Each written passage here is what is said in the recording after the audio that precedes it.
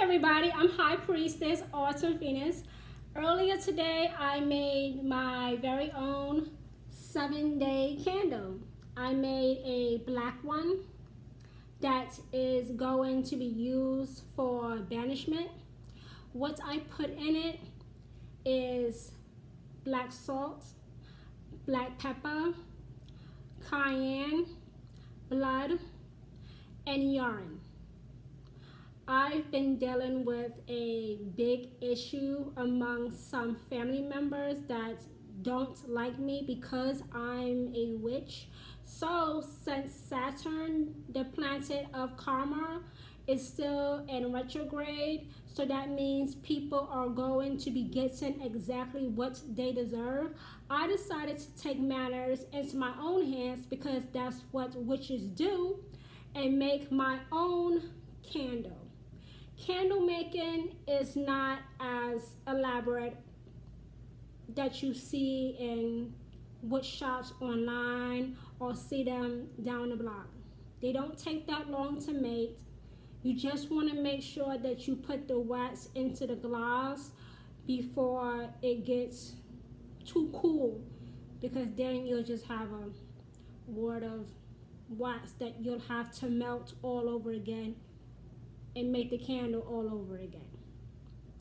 I have always been the type of person, the type of witch, to do things in the natural world, find solutions in the natural world before stepping into the supernatural world known as witchcraft to solve a problem. Since this problem is not being resolved by mundane ways, now I'm into the supernatural.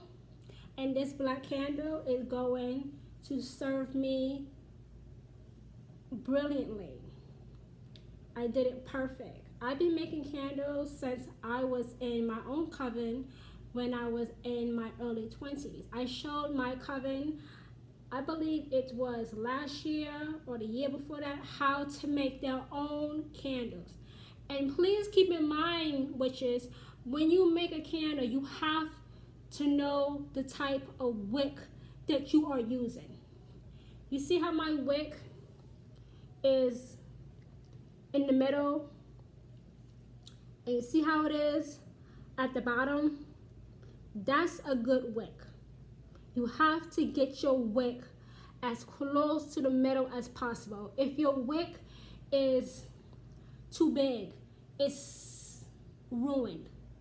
If your wick is too small, it's ruined. And you also have to keep in mind how much to trim off of your wick. Now, personally, I don't trim my wick before I light it, but of course I do cleanse it with essential oil or vegetable oil.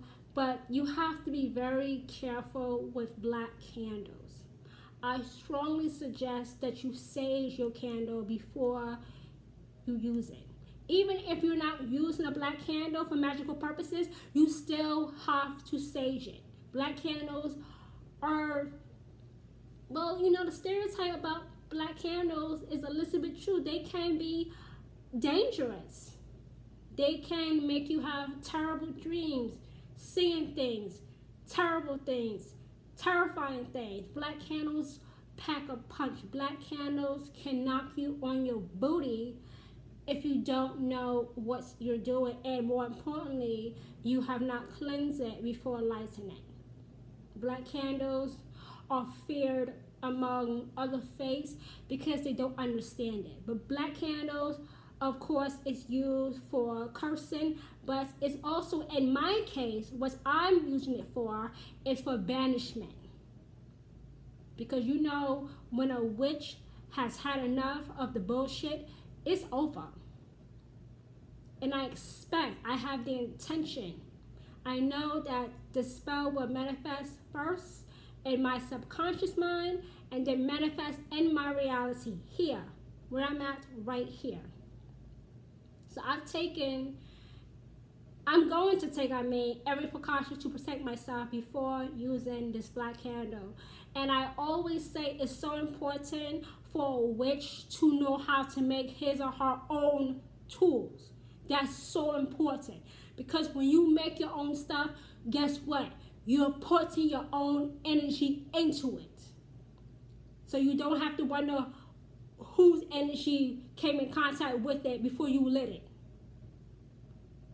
So I just wanted to share that I made my own candle. I did a great job. I'm just not trying to brag, but I did a good job.